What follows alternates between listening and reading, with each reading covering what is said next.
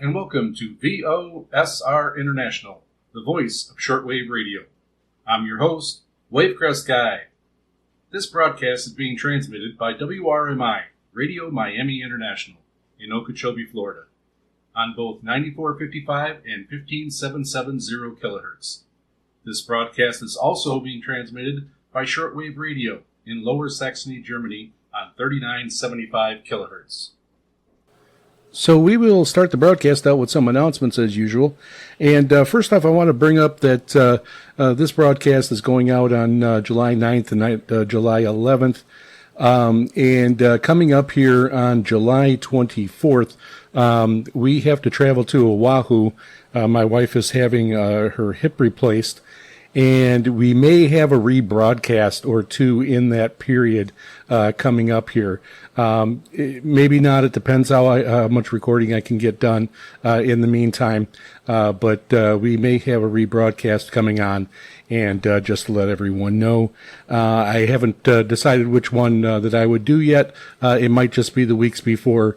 So we'll see how this goes. But we may have a rebroadcast coming up, and I wanted to make sure that everyone was aware of that. Now, of course, you can stay updated by heading over to our website at VOSRinternational.com. I will have a notice on there. I'll even have a notice of which broadcast that I will be replaying if I end up doing that. We do have a page over there that has all of our broadcasts on it. You can head over to that page and click on any broadcast and listen to it all the way back to our initial first broadcast on February 28th of 2025. I usually have a delay of about 2 or 3 weeks on there before they are made available, just in case I do a rebroadcast. So I think it's right now. It's I'm doing this one, and it's for the July 9th and 11th broadcast. So we're probably around in mid-June. Anything from mid-June to before is available, and those last couple they are waiting until they are going to be able to drop. But go over there and check that out anytime. You can listen to our rebroadcasts over there just in case you miss some, especially during the summer months when everybody's a little extra busy. Also, don't forget to check out our VOSR International Listeners Map, where I put pins on everyone's location there. You have to flip through the screenshots to see all the individual pins. The first picture is of the whole map of the United States with pins all over it. And we are definitely filling out quite a bit more pins in Europe. The 15770 kilohertz broadcast has been going out really well, and propagation has been good, and I've been getting definitely more responses from that broadcast, and quite a few people in Europe. So you can see Europe is definitely filling up with pins also, which is great to see. Also, don't forget to send in your listeners. I have a listeners radio page where I'll put in their radio rooms, equipment, radios, you with your radio. Send those in, and we will get those posted up on that page, and you can check out all the nice radios that people are listening to the broadcast with. Don't forget there is some VOSR International merchandise over there. You can get a hat and mouse pads, desk pads, T-shirts, mugs. There's just a ton of stuff over there. And anything that you purchase will help keep VOSR International on the air. I also put pages on there for segments that have more information, where links or videos or pictures. So if I ever have a segment that interests you and you might want to have want to know more information or check out some stuff, go over there and you'll see the page. You'll find the pages in there. You can flip through them and click on the one that interests you. I usually always have pictures and videos of added information from the segments there. Also, if you're on Facebook, don't forget to check us out and go over and join our group at VOSR International. Once you click join the group, you can go ahead and post in there. A lot of people post reception reports, and not just of our broadcast, of a lot of different broadcasts that they get in from their areas. So go ahead and check that out. You can post questions or comments about segments of the shows or anything. So go over there and check that out. We got a nice group building over on Facebook. And then also, you can check us out on Reddit. We do have a group over there. It's called Grundig Shortwave Radio. You can go check it out and join. Once you join over there, you can post in there. This was a larger group, but you can post reception reports, comments, anything. And if you post about the show, I usually end out reading those on during the mailbag segment from the Grundig Shortwave Radio group on Reddit and from the Facebook group. So those are ways to contact me and to make sure I'll end out reading your posts on the air during the mailbag segment. Lastly, check out our YouTube channel, Wavecrest Guy. I've got a ton of videos over there on receptions that I get over here in Hawaii. I do have a playlist for all our past broadcasts there also. And then I do have a lot of different playlists because I'll do reception reports or reception videos from different broadcasts that I pick up. And if I do a few of them at different times, sometimes they come in much better than the time before, depending on propagation. I might have 5-10 videos on one broadcast, Radio New Zealand or Beyond Australia, that type of thing. And I will have a playlist for that so they're easier to find. And lastly, we are always looking for guest hosts. You can host a segment for the broadcast. All you got to do is record it and get it sent over to me in MP3 format, and we will go ahead and get your segment on the air. Send us an email, and we can discuss it if need to. Good thing about this is you can do it anytime you like, at your leisure, and then record it and send it over, and I will let you know which broadcast that I will be able to get it on. Segments can range from 5 minutes to 25 to 30 minutes. We'll make it work, and we'll get you on the air. So send us an email at VOSRINT@yahoo.com. That's VOSRINT@yahoo.com. Or head over to our website at VOSRinternational.com, and you can click on the mail icon and contact us that way. And now another segment of historic shortwave radio broadcasts.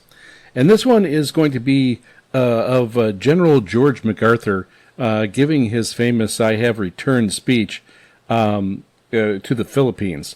And it was broadcast on KGEI out of San Francisco. And I did a segment on that station already, and was quite a historic broadcast because of the promise that he made.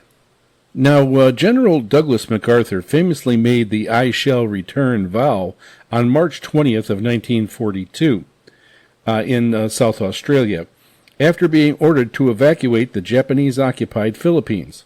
He fulfilled his historic promise on October 20th, 1944, wading ashore on Leyte Island and broadcasting his legendary "I Have Returned" speech. So the 1942 promise, after escaping Corridor Island by PT boat and arriving in Australia, MacArthur addressed reporters to reassure the trapped Filipino people, and he concluded his statement with this resolute line: "The President of the United States ordered me to break through the Japanese lines. I came through, and I shall return." More than 2 years later, during the Allied invasion of the Philippines, MacArthur stood on the beach at Leyte and broadcast a radio address to deliver his highly anticipated follow-up speech, saying in part, "People of the Philippines, I have returned. By the grace of Almighty God, our forces stand again on the Philippine soil consecrated in the blood of our two peoples. The hour of our redemption is here, rallies to me. Let the indomitable spirit of the Bataan and Corregidor lead on. Strike at every favorable opportunity. For your homes and your hearts, strike. For the future generations and for in the name of your sacred dead, strike." Now, of course, I do have the recording for that, and I'm going to be playing it here shortly. So just as a little background here, the Philippines has a complicated history. The Philippines occupied a unique position in the early 20th century U.S. history. The islands have been a Spanish colonial possession for centuries until the Spanish-American War in 1898. The United States then purchased the entire island chain from the Spanish as part of the Treaty of Paris, ending that war. Done without Filipino consent, this development was unwelcome to many locals who did not want to trade the rule of one faraway colonial power for another. A violent insurgency against American rule broke out and officially lasted for 2 years. Though sporadic resistance continued for decades. One of the key American commanders in this period was Arthur MacArthur Jr., father of the future World War II general. MacArthur Jr. fought firsthand against the Spanish, then the insurgency, and eventually was appointed U.S. military governor in 1900. However, just over a year later, he was replaced by a civil governor, future President William Howard Taft. In 1901, Congress passed a law creating the Philippine Scouts under the command of the American officers who helped fight the ongoing insurgency. The Philippines were now ruled by a governor-general appointed by Washington. Over the ensuing decades, Filipino delegations repeatedly petitioned for independence and the right to form their own government, but there was little progress. After President Franklin Roosevelt took office, the U.S. agreed to a 10-year plan to move forward potential independence. This was the transitional government was called the Philippine Commonwealth, with a constitution approved by Roosevelt and the Filipino people in 1935. The independence was now planned for 1946. The Commonwealth elected its own president, Manuel Quezon, and U.S. influence was now exerted through a higher commissioner reporting back to Washington rather than a governor-general making decisions directly. Under this new arrangement, a new, untrained, under-equipped national army was created, serving alongside the better-equipped American and Philippine Scout units. All of this history would come into play with a sudden Japanese invasion in December of 1941 and in the years to come. And now a little bit about MacArthur. General Douglas MacArthur was already one of the most famous U.S. generals by 1941. He was born in 1880 and attended West Point and graduated in 1903 at the top of his class. The young MacArthur served in France during World War I, receiving the Croix de Guerre, a Distinguished Service Cross. After the armistice, MacArthur assumed the duties of superintendent of West Point and in 1922 was appointed commander in the Manila District in the Philippines. After a brief sojourn as head of the American Olympic Committee, MacArthur was appointed commander of the Philippine Department. With this assumption, he became the top American military officer in the colonial outpost. Throughout the 1920s, he developed a close relationship with Quezon. In 1930, President Herbert Hoover appointed MacArthur Chief of Staff of the Army. Controversy followed in this new position, however, when in 1932 MacArthur personally led the troops removing the bonus Army marchers, impoverished World War I veterans looking to cash in their service bonus certificates. From the National Mall in Washington, D.C., 3 years later, MacArthur retired from the Army after a conflict with the new president, Roosevelt. His old friend Quezon now offered MacArthur a position helping develop the Philippine Armed Forces in preparation for eventual independence. In late 1935, MacArthur returned to the Philippines to take on a new role carrying the title of Field Marshal. As tensions rose in the Pacific with Japan, MacArthur continued training his army and began preparing for a defense of the Philippine Islands. Military planners recognized that the Philippines could become a target for the Japanese, given the archipelago's strategic location and proximity to British, French, and Dutch colonial possessions. However, resources were in short supply. The U.S. economy was still recovering from the Great Depression, with military preparations at a low priority. Yet, as tensions began to rise, Washington knew that the Philippines might become a target of Japanese aggression. In 1941, Roosevelt recalled MacArthur to active duty and appointed him the commander of the U.S. Army forces in the Far East, giving him authority over both Filipino and American troops in the region. However, the resources to actually fight were still not forthcoming. In December 1941, MacArthur had far fewer bombers and fighters stationed at Clark Field near Manila than he'd believed required to defend the island chain. Much of the available military hardware and munitions dated back to World War I or before, giving the Japanese military advantage. MacArthur's plan was to prevent the enemy landing on a key island of Luzon, using a combination of naval guns and sea mines. In the event that the enemy did land, he planned to declare Manila an open city and withdraw his ground forces to the Bataan Peninsula, ideally using the peninsula's position at entrance to Manila Bay to his advantage. The island fortress of Corregidor in the bay itself, with deep tunnels and extensive fortifications, could serve as a last redoubt and command center. In total, MacArthur forces consisted of around 100,000 Filipinos and 20,000 Americans. On the morning of December 8, 1941, MacArthur's plans faced operational reality when Japan attacked the Philippines hours after striking Pearl Harbor. Due to the time difference, the attacks took part a day apart. Japanese fighters and bombers destroyed half the American B-17 bomber fleet on the ground at Clark Field near Manila, depriving MacArthur of critical air support. As the wider military crisis unfolded across the Pacific, promised reinforcements, supplies, and weapons on convoys from the mainland were rerouted elsewhere, leaving MacArthur's defenders to fight with what they had. The Japanese landed invasion began north of Luzon on December 22nd and faced little resistance. 2 days later, Japanese forces invaded southern Luzon and began pushing forward toward Manila. MacArthur ordered a retreat to Bataan and withdrew to Corregidor.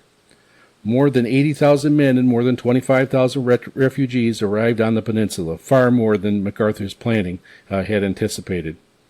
Both populations stretched to supplies and forced the general to reduce rations by half. With air resupply impossible and the American and Filipino garrison facing starvation, on January 10, 1942, the Japanese commander offered surrender terms, which MacArthur ignored. As fighting continued and became increasingly desperate, MacArthur was rarely seen outside his command tunnel of Corregidor, leading some of his men to insultingly dub him Dugout Doug. As the situation continued to deteriorate, Roosevelt ordered MacArthur and his family to withdraw from Corregidor to avoid capture of the Japanese and continue to fight from Australia. Despite initial reluctance, MacArthur, his wife, and his son, and a select group of officers slipped out of Corregidor in the dark by PT boats on March 11th. Dodging a series of Japanese patrols, he reached the island of Mindanao and 2 days later flew to Australia. After arriving in Melbourne, MacArthur memorably promised the Filipino people, "I shall return." Fulfilling a promise. For the next 2 years, MacArthur pushed to prioritize returning to the Philippines. American strategy called for Admiral Chester Nimitz' fleet to push into Central Pacific Islands from the west, relying on the Marines to land and secure key objectives. Simultaneously, MacArthur's army would advance from Australia, and by mid-1944, MacArthur delivered success in New Guinea, capturing more than 1,200 miles of territory. In June, the Navy and Marines captured the Marinara Islands after years of bloody fighting, putting U.S. bombers within striking distance of Tokyo. Seeing his opportunity, MacArthur successfully convinced Roosevelt to allow a push forward first to Leyte Island and then to Luzon, followed by a thrust to the capital. This decision was made over the objections of commanders, including Chief of Naval Operations Ernest J. King, who wanted to bypass the Philippines entirely and push forward to Japan. Yet MacArthur's view won the day. According to the historian Stanley Weintraub, MacArthur had maintained a moral obligation to recover American territory, and argued it would be cheap. It would not be cheap, but his pride in the returning was paramount. The U.S. plan for liberation of the Philippines was complicated, involving joint operations between the Army and Navy, including hundreds of ships and tens of thousands of men. Historian Max Hastings has referred to the Philippine campaign as by far the U.S. Army's largest commitment of the Asian War. On the morning of October 20th, a vast fleet approached Leyte and began the landings. Unlike other landings in the Pacific, Japanese defenses were light and American casualties were limited. This afternoon, MacArthur went ashore personally, walking out from a Higgins landing craft, accompanied by a Philippine president, Sergio Osmuna, resulting in the famous photo of the group's arrival. On the beach, and public relations team established a radio connection for his famous broadcast to the Philippine people of the Philippines, I have returned. It was a moment more than 2 years in the making, and it was MacArthur's day. He was more than a general, he was a symbol. And now I'm going to have links to this speech and some pictures set up over on our website at VOSR International, so you'll be able to go over there and check it out. But right now I'm going to play General MacArthur's famous speech. This is the voice of freedom, General MacArthur speaking. People of the Philippines, I have returned. By the grace of Almighty God, our forces stand again on Philippine soil, soil consecrated in the blood of our two people. We have come dedicated and committed to the task of destroying every vestige of enemy control over your daily lives and of restoring upon a foundation of indestructible strength the liberties of your people. At my side is your president, Sergio Osmuna, worthy successor of that great patriot, Manuel Quezon, with members of his cabinet. The seat of your government is now, therefore, firmly reestablished on Philippine soil. The hour of your redemption is here.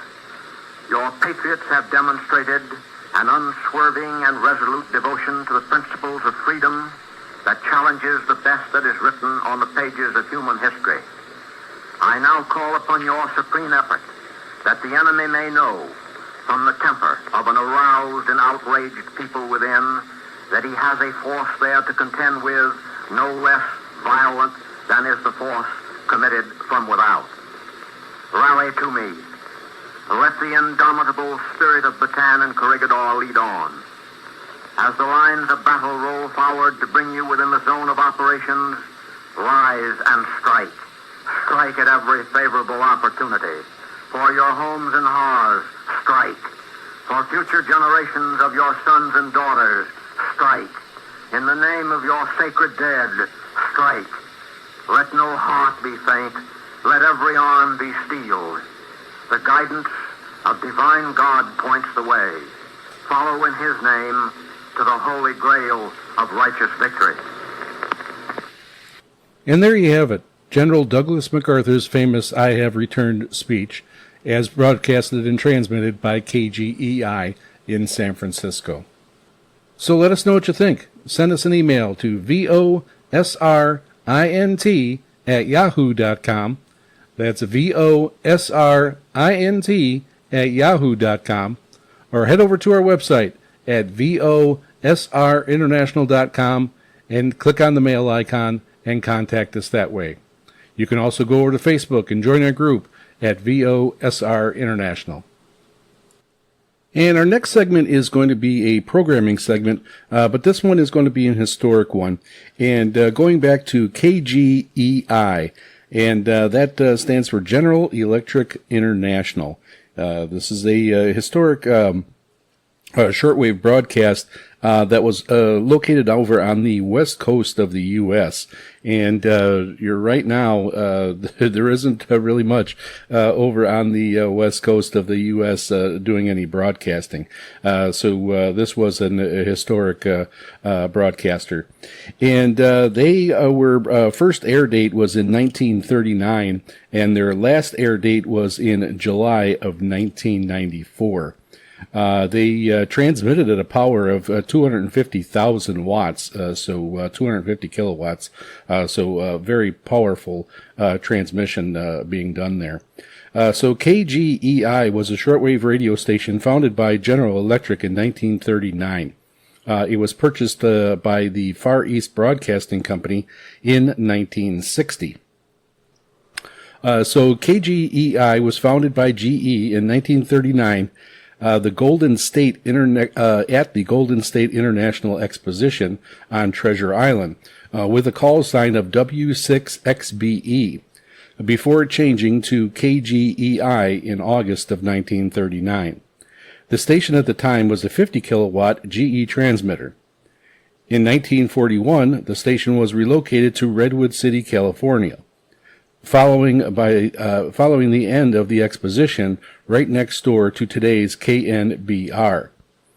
The transmitter building was built with reinforced concrete construction designed to withstand bombs. Prior to World War II, the station aired isolationist programs such as those of Charles Lindbergh, along with international news service bulletins. During World War II, General Douglas MacArthur's I Have Returned speech was aired by KGEI, and that is going to be an upcoming segment here on VOSR International. During the years of 1954 and 1955, the station was used to air Stanford University's International University of the Air program. In 1960, the station was purchased by Far East Broadcasting Company. In 1962, during the Cuban Missile Crisis, the station served as a temporary relay for the Voice of America. During the 1970s, a missions engineering 250 kilowatt transmitter was added to the station along with long periodic antennas. FEBC closed the station down in July of 1994. The 50 kilowatt transmitter was donated to the Christian Ministry Organization SIM for use in Liberia. However, it was destroyed during an attack on the facility shortly after its installation there. The 250 kilowatt transmitter was also donated to the Christian organization, Project Aurora, and was moved to Alaska. The transmitter building was sold to a Fully Alive Church, who eventually sold the building to Silicon Valley Clean Water, a wastewater treatment plant on the adjacent property. Now, the frequency most used by KGEI was 9625 kilohertz, and I do have a recording here of an intro and an interval message by the broadcast, and I'm going to play that now. Radio KGEI is owned and operated by the Far East Broadcasting Company, Incorporated, dedicated to promoting goodwill, better understanding, and friendship among the peoples of the world. Reception reports should be sent to KGEI, Post Office Box 15, San Francisco, California, the United States of America, 94101. The time in 30 seconds will be 0800-02 Greenwich Mean Time, 2 minutes past 12 midnight in San Francisco Pacific Standard Time. You are listening to KGEI, the voice of friendship from FEBC Radio International.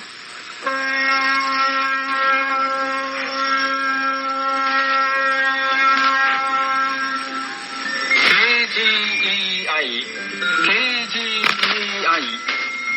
こちらはアメリカ合衆国カリフォルニア州サンフランシスコの FEBC ラジオインターナショナル友情の声ボイスオブフランドです。友情の声の放送時間は日本時間17時から18時まで。周波数は 5.980MHz 49m バンドです。With transmitters located in San Francisco, California, the United States of America, this is FEBC Radio International, 5.980 on the 49-meter band. I now bring you programs in the Japanese language. So, KGEI was originally operated from Treasure Island in San Francisco, and it gained international fame during World War II as a critical American information lifeline for deployed troops and besieged populations across the Pacific. For World War II significance, it was the only shortwave station on the West Coast that could effectively reach the Pacific. In the post-war era, GE continued operating the station until 1959. In 1960, it was sold to the Far East Broadcasting Company, which used it to broadcast religious and cultural programming to Asia and Latin America. After a long run, KGEI went off the air permanently in 1995. Its transmitter facility in Belmont, California, was dismantled. Now, that recording is from the late 1970s. And again, KGEI broadcast all the way through 1994, July in 1994. One thing I am curious about, are there anybody out there that remembers KGEI and listening to them? I'm getting older, and I'm starting to think that the 1980s, 1970s wasn't all that long ago, but it definitely is. And but I'm sure a lot of people might remember this, especially since they were broadcasting all the way through 1994. So let me know, did anybody get any QSL cards, or did they send into them or listen to them regularly? What did you listen to on their broadcasts? So send us an email at VOSRINT@yahoo.com. That's VOSRINT@yahoo.com. Or you can head over to our website at VOSRinternational.com, and you can click on the mail icon and contact us that way. You can also post on Facebook at VOSR International. Once you join the group, you're allowed to post, and we'll be able to check out and read your post on the air. And now, onto our mailbag. First off, we had a post on our Facebook page over at VOSR International, and it is from Nick, and he says he is listening from Wales, the UK, getting you on a low signal, but on 3975 kilohertz, with very good on 6160 kilohertz. I was using a Yaesu FT DX10 with a GA800 loop antenna. Thanks for posting, Nick, and thanks for listening to VOSR International. And next we have an email from our website from Terrence from Duchesne, Utah, and he writes, picked up on 5850 kilohertz on a Yaesu 911A with a 60-foot end-fed a single-strand cable hung approximately 40 feet up, hung into the east. It reports a SINPO of 44344. So pretty good reception there, and thanks for the email, Terrence, and for listening to VOSR International. And next we have another post from our VOSR International Facebook page, and it's from Jerry from Tulsa, Oklahoma. And this was back, he was listening to Liam's guest host broadcast on 9455 kilohertz on Friday, June 12th. It's booming in here to Tulsa at plus 30 dB over S9 using my IC7200 and a 160 meter inverted L antenna. Thanks for the post, Jerry. And next we have an email from Jürgen from Berlin, Germany, and he reports, today I could receive your program via shortwave radio again. Today's reception was strong, but with some noise and fading. Thank you for your program. And the data reception of this one was June 18th on 6160 kilohertz. The quality of reception was an SINPO of 45333. The receiver being used was a Sangen ATS 909X2, and the loop antenna was an MLA 30 plus, and living just on the outskirts of Berlin. Hoping for better reception in weeks to come. And hopefully there will be better propagation. Thank you for continuing to be a listener of VOSR International, Jürgen. And next we have an email from a regular listener, Bernd, over in Attenau, Germany. And he writes, I'm pleased to submit my reception report using a Grundig Satellite 700 with a telescopic antenna. I listened on June 18th of 2026, and it was on 6160 kilohertz with an SINPO of 44343, and then also on 3975 kilohertz, reporting an SINPO of 44343. And he did also write that he did receive a QSL card in the mail. I'm glad you received it, Bernd. It does take quite a while for them to get over to Europe and over to Germany. Thanks again for continuing to listen to VOSR International. And next we have an email from Mark over in Belgium. And he was listening to us on June 18th on 6160 kilohertz with an SINPO of 45444. So some pretty good reception there. He was listening in his home in Belgium, and he was using a Sangen ATS 909X2, and the antenna was a 25-meter long wire laundry line. The weather was plus 22 Celsius, and there was some thunder also. Then he gives a detailed report of that broadcast, and he has some remarks. Molokai, the island where Belgian priest Damien helped the lepers and in the end died there too with a victim of the disease. He was buried on the island for a while until the Belgian government, with the help of American, repatriated his remains back to Belgium. He has been awarded to be a saint and is a patron for leprosy and AIDS patients. Hope you had a nice holiday stay on Maui. Always nice to hear other people's travel experiences. Last April and May, 2 months, we again visited the Philippines. That is the home of my wife. Did some nice local travel, island hopping, and doing zip line adventures and even snorkeling between giant sea leatherback turtles. And I spent 3 days in a local hospital, too, for a heavy septic infection in my knee. That part wasn't so pleasant. Until the next listening, Mark. Thanks for your comments there, Mark. Yes, the Philippines would be another beautiful place to visit. And it's great that you can get back over there. It always is bad when you have to travel and then you get sick. And here we're going to be going over to Oahu for my wife's hip replacement. So we're going to kind of be in a similar boat there going, but this one is totally a trip for her health. So thanks again for the email, Mark. And next we have an email from Peter from Coevorden, the Netherlands, and he was listening on 6160 kilohertz, much better than 3975 kilohertz, which he reports is no surprise midsummer. I was listening on June 18th, and he was using a receiver, an ELAD FDM S3, and the antenna is a NTI Magloop FX with a 4x2 meter indoor loop.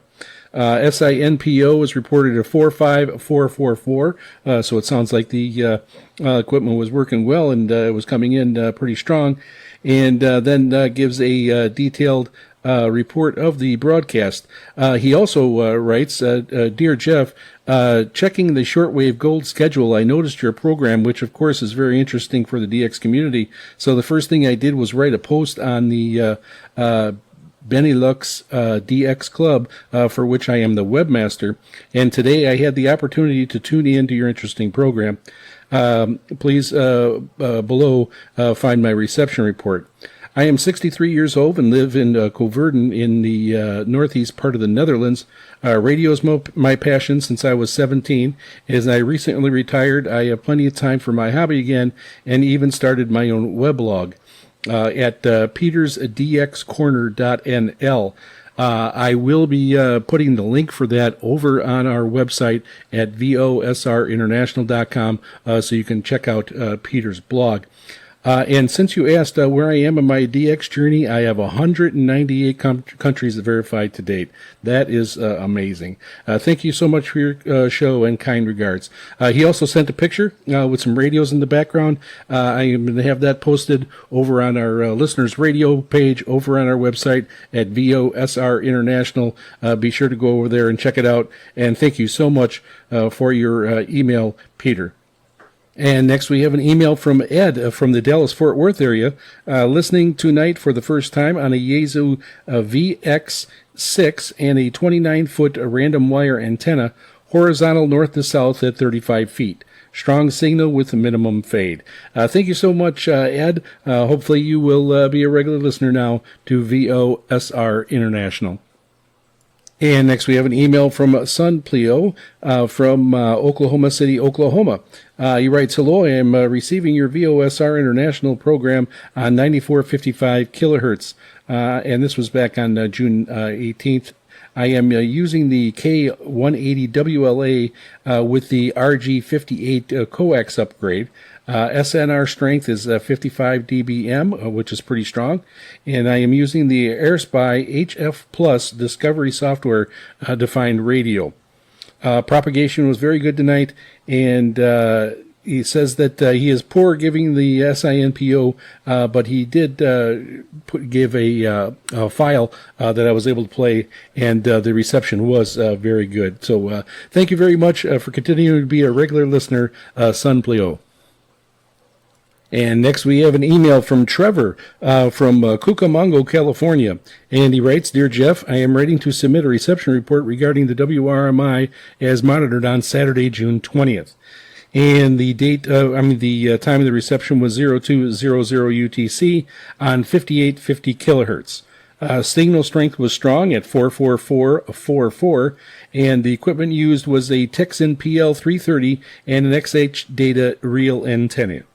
So thank you for your email, and he also writes, thank you for your time and for the quality of your broadcasts. Thank you so much, Trevor, and hopefully you'll be a regular listener now to VOSR International.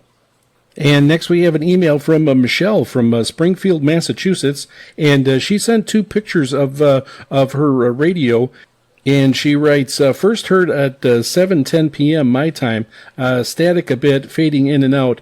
Returned at 7:30 and found and received a signal much improved over in Springfield, Massachusetts. And this was on June 20th with the program that included a segment about Seabiscuit. Thank you so much, Michelle, for your email and for your pictures. You got to check out the radio. It's a really nice radio. I don't know if I'm going to pronounce it right, but it's a Baijali. And there are 2 pictures, one of the whole unit and then one a little bit closer.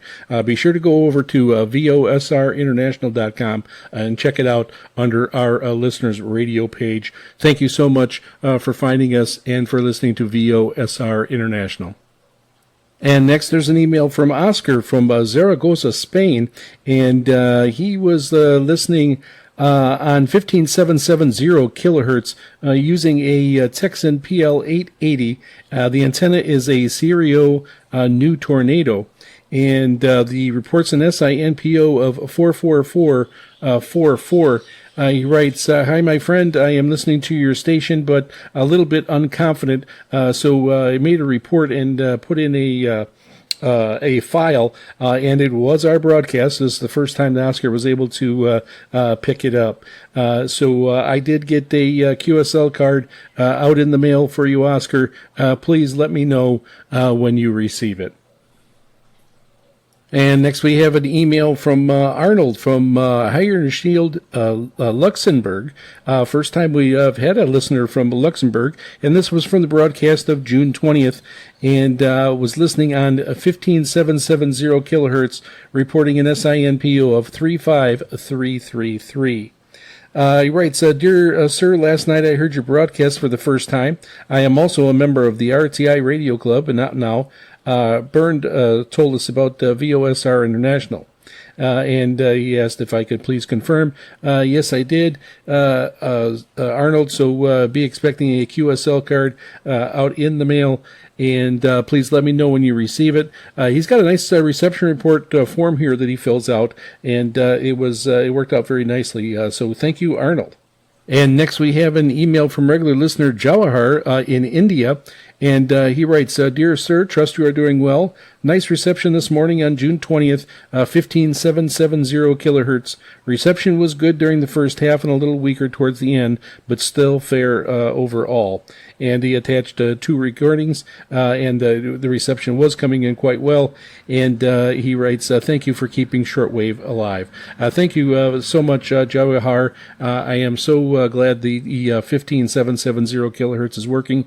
It might only be for this season. We'll see. Propagation sometimes definitely goes up and down, but hopefully we continue to get positive propagation for that transmission. And next we have an email from Yeigel from Germany, regular listener, and he writes, "Good day, Jeff. VOSR has been mostly easy to receive with an SINPO of 34343, listening on the June 18th on 6160 kilohertz. Listening via the German relay from Shortwave Gold with my Sangen ATS 909X2 with an active loop called a GA450. I have included a short clip of the audio. I hope you will find it coming in quite well, and it did. It was a very good reception on that click. So thank you very much, Yeigel, and thank you for continuing to listen to VOSR International. And lastly, we have an email from Paul from St. Catharines, Ontario, regular listener, and he writes, "Hey, Jeff, I really enjoyed your trip report and would love to know the history on the Seabiscuit. I really enjoyed that segment also.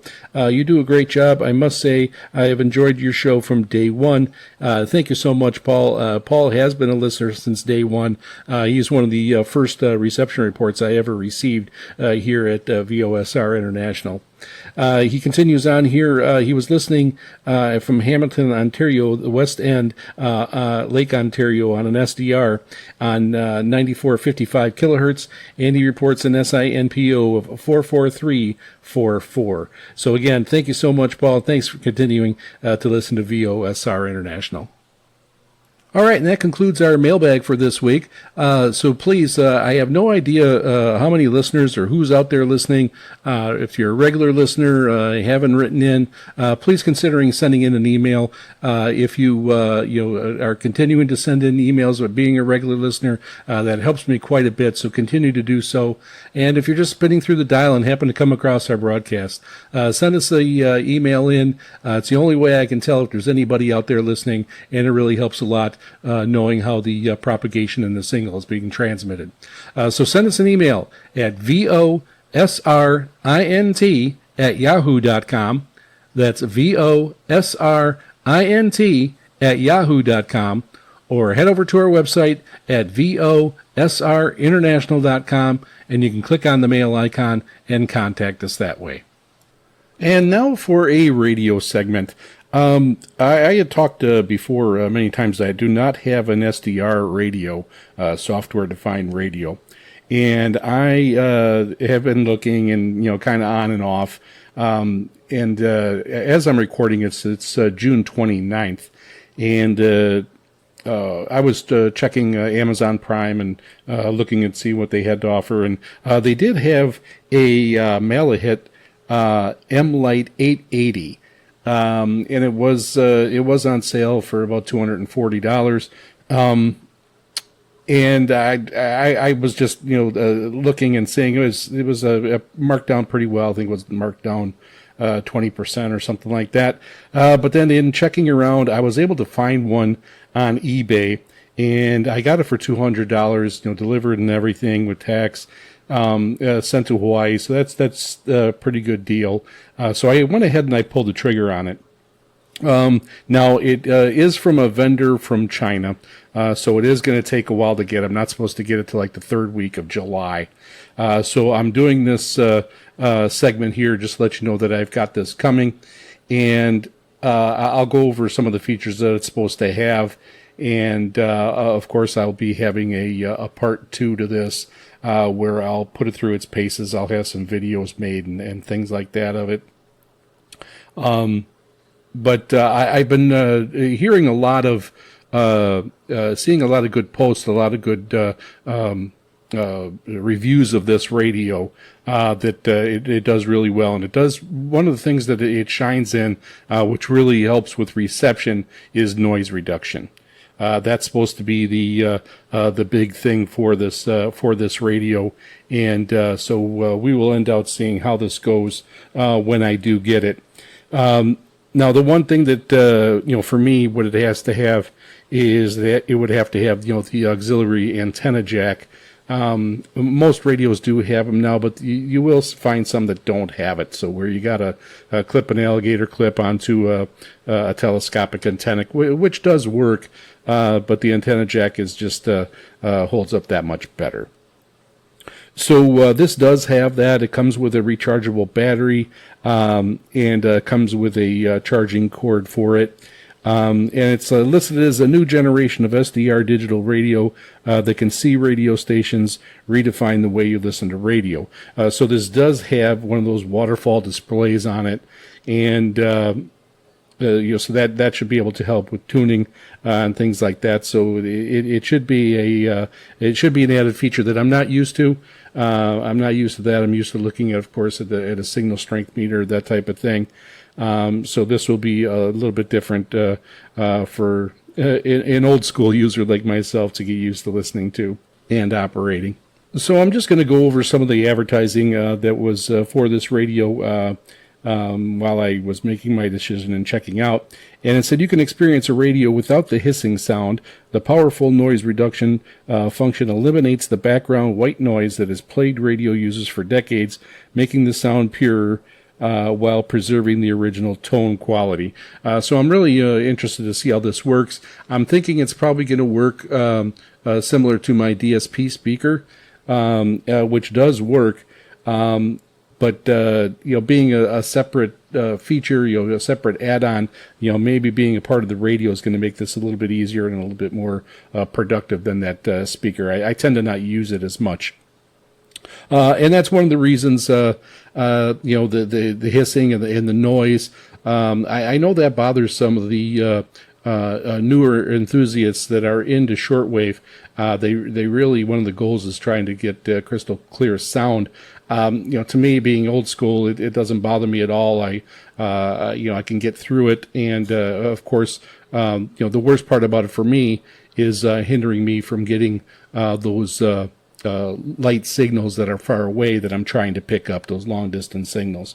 I know my wife has always said that the noise drives her crazy, and she wouldn't be able to listen to shortwave because of all that extra static noise.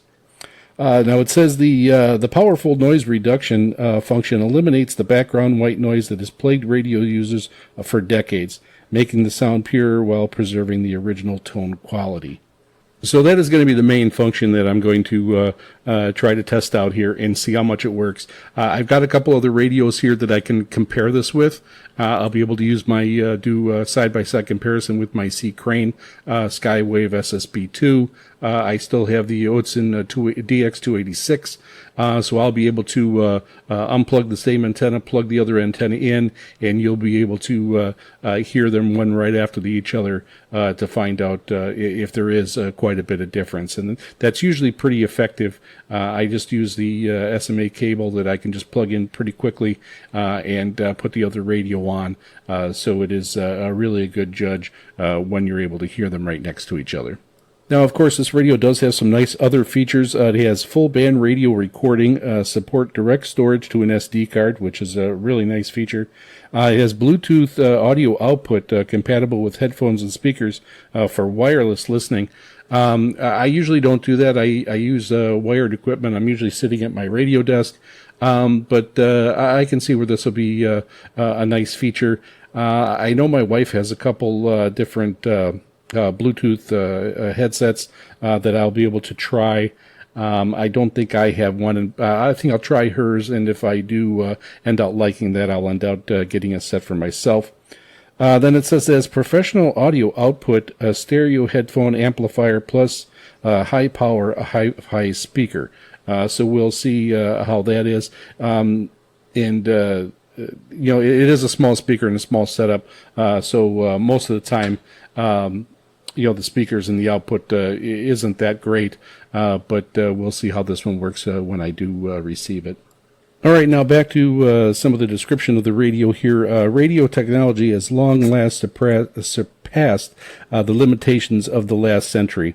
Radio enthusiasts, RF engineers, and algorithm experts around the world are continuously making breakthroughs to improve reception quality and user experience. And then it describes the real-time spectrum display, equipped with spectrum display capability of professional radio equipment, allowing every radio user to see the stations and truly listening to and searching for stations. Leading noise reduction function, one-touch noise reduction, experience shortwave radio without hissing noise, comprehensively improving reception experience for single sideband CW, AM, and NFM. Radio recording supports radio recording across all the bands with direct storage to an SD card and enables standalone radio recording without any external devices. So that's definitely a nice feature. And in looking here, it does have the nice tip-out feature. So the radio, when it's setting on a desk, will be tilted up at the proper angle. Those are always helpful to have, and they really do help. But sometimes they're not designed that well, and those are one of the first things to break. The Bluetooth connectivity supports playing radio through Bluetooth headphones and speakers. And there's a wide frequency coverage, multiple demodulated modes, supports more demodulation modes and broader frequency coverage. It covers 30 kilohertz to 30 megahertz, 64 megahertz to 108 megahertz, 118 megahertz to 165 megahertz. This supports SSB, both upper sideband and lower sideband, CW, AM, NFM, and WFM. It's got powerful hardware, high-quality RF chips and circuit design, high sensitivity, stronger resistance to interference, delivering excellent performance in interference-heavy and urban environments. Now, I live in a rural environment, so I don't know if I'll be able to test this as much, but it definitely would always help. Outstanding reception performance in FM, SW, air, and VHF, and it's compatible with various types of external antennas to further enhance reception. So it has all digital signal processing, SDR, software-defined radio technology, DSP, digital signal processing technology, BW, bandpass filter, and AGC, digital automatic gain control, noise reduction, deep suppression of interference and noise, and a noise blanker, which improves reception in pulse interference environments. You are able to make firmware updates with this radio. With Windows client, it is just one click for the update. So that is definitely going to be helpful.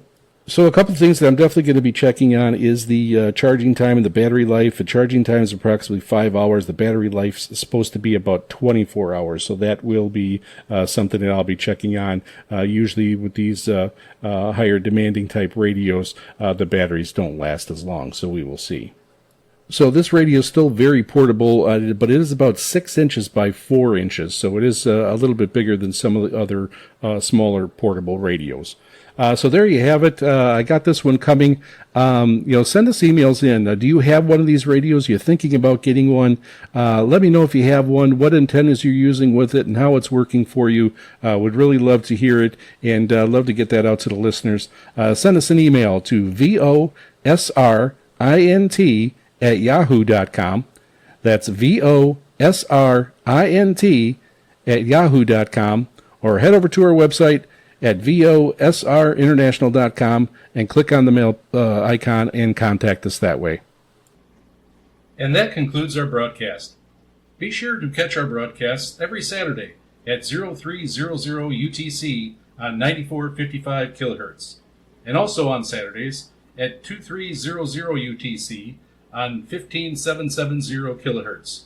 Transmitted by WRMI, Radio Miami International, from Okeechobee, Florida.